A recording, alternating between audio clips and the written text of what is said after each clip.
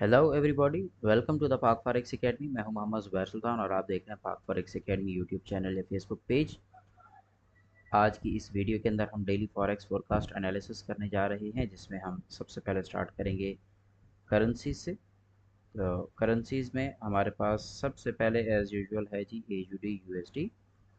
AUD USD को अगर हम अपने प्रीवियस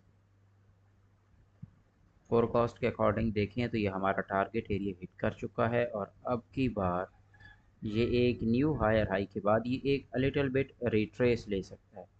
अब इसका रिट्रेस का जो लेवल जहाँ से इसकी रिट्रेस कंफर्म होगी उसके लिए हमें H4 के माइक्रो स्ट्रक्चर के अंदर आना पड़ेगा, जो कि हमारे पास कुछ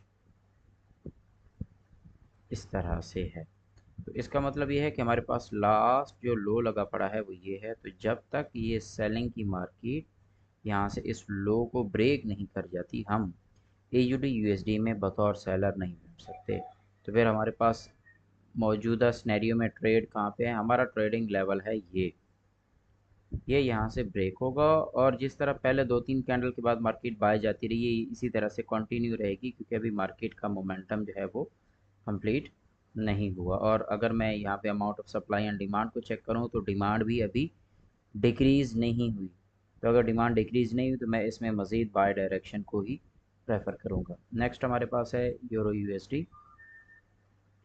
यूरो यूएसडी इस वक्त अपने एक थ्रेशोल्ड एरिया पे आया खड़ा है और इस थ्रेशोल्ड एरिया के ऊपर हमें फर्स्ट कंफर्मेशन मिल चुकी है कि यहाँ पे डिमांड डिक्रीजिंग है। अब दूसरी चीज़ हमें जो यहाँ पे चाहिए वो चाहिए एक अदद इंक्रीजिंग सप्लाई, जो कि आज की ये हमारी ये जो न्यूज़ है इसके अंदर पॉसिबली इसका एक सप्लाई आ सकती है तो मार्केट सेल होगी। और अगर सेल होगी तो हम लेवल 1 से नीचे हम सेलर बैठेंगे और ये हमारा सारे का सारा फर्दर यहाँ से सेलिंग स्टार्ट होगी और इस सेलिंग में हम फिर इस लो को टारगेट करेंगे जो यहाँ पे पड़ा हुआ है। तो ये एक अच्छा इन फ्यूचर सेल गिरने वाला है ये एरिया, तो हम यहाँ से बतौर सेलर इस जोन में बैठ सकते हैं। नेक्स्ट आगे बढ़ते हैं। यूरो यूएसडी में फिल वक्त हम एक सप्लाई का वेट करेंगे, उसके बाद हमारे पास है जी GBP USD। GBP USD ने एक लॉन्ग टर्म सेलिंग देनी है, बट GBP USD में भी ये देखें, ये आपके पास सप्लाई इंक्रीजिंग डिमांड इंक्रीजिंग है, मगर स्ट्रक्चरली चूँकि मार्केट हायर हाई लगा रही है तो इस वजह से हम इसको इमीडिएट यहाँ से सेल नहीं कर सकते। तो हमें क्या करना है, ये जब डिमांड जाती है तो इसके बाद एक सप्लाई का आना बहुत ज़रूरी है। अगर यहाँ पे सप्लाई आएगी तो ही हम सेलर बैठेंगे और स्ट्रक्चरली कोई ना कोई लेवल टूटेगा तो हम सेलर बैठेंगे, अदरवाइज़ हम यहाँ पे सेलर नहीं है। लेकिन GBP USD इन फ्यूचर आपको बहुत अच्छी ट्रेड देने वाली है सेल में, एक लंबी सेल आने वाली है।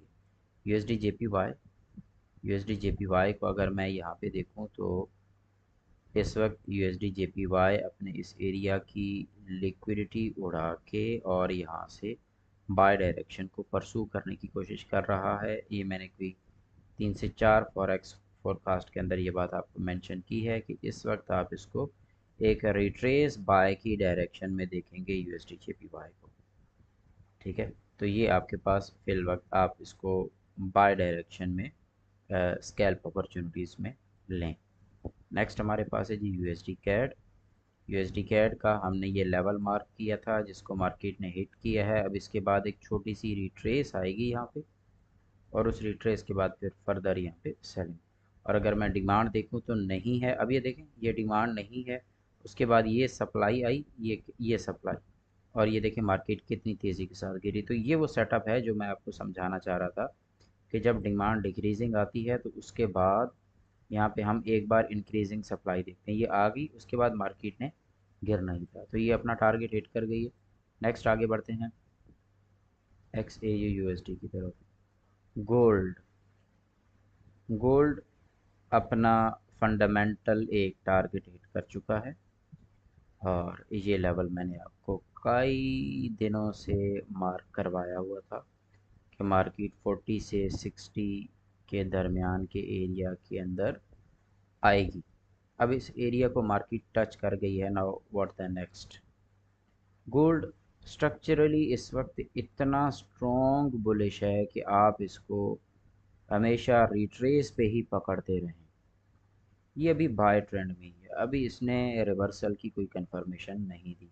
आज के दिन में पॉसिबली सेलिंग प्रेशर ज़्यादा रहेगा, मार्केट सेल डायरेक्शन के अंदर मूव कर सकती है, ज़्यादा देर मूव कर सकती है। बट आपने दो चीज़ों का ध्यान रखना है। पहला कि मार्केट में अभी सेलिंग की कोई शुरुआत नहीं हुई।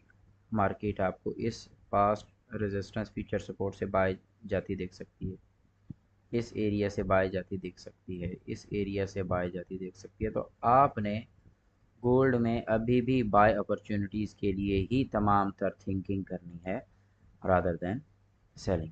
तो ये आपके पास रिट्रेस की एंट्रीज़ हैं, मतलब मार्केट सेल आएगी फिर उसके बाद बाय उठेगी। अगर मार्केट आज के दिन सेल आती है तो वो इन्हीं में से किसी एक टारगेट को हिट करने के लिए ही आएगी। मार्केट ओवरऑल गोल्ड की अभी तक सेल नहीं है। अगर गोल्ड की मार्केट सेल होगी तो वो आपका ये लेवल पड़ा है, इससे नीचे जाके सेल होगी। ये ऊपर से जितनी भी सेलिंग आएगी वो सारी की सारी एक रिट्रेस होगी। ये बहुत लंबी बाय गई हुई है, ये देखें। तो अगर मैं इस वेव का एनालिसिस करूं तो ये इस तरह से इस एरिया से रिट्रेस बैक हो सकती है। सो दैट्स वाई ये लास्ट लेवल जो मैंने मार्क किया, जिसको मैं रेड कर रहा हूँ, ये जब तक इसका प्रॉपर ब्रेकआउट नहीं देती मैं गोल्ड के अंदर सेलर नहीं हूँ। गोल्ड बाय डायरेक्शन में ही अपनी डायरेक्शन को परसू करेगा। नेक्स्ट किसी एनालिसिस में मुलाकात होगी। अपना ख्याल रखिएगा। Take care.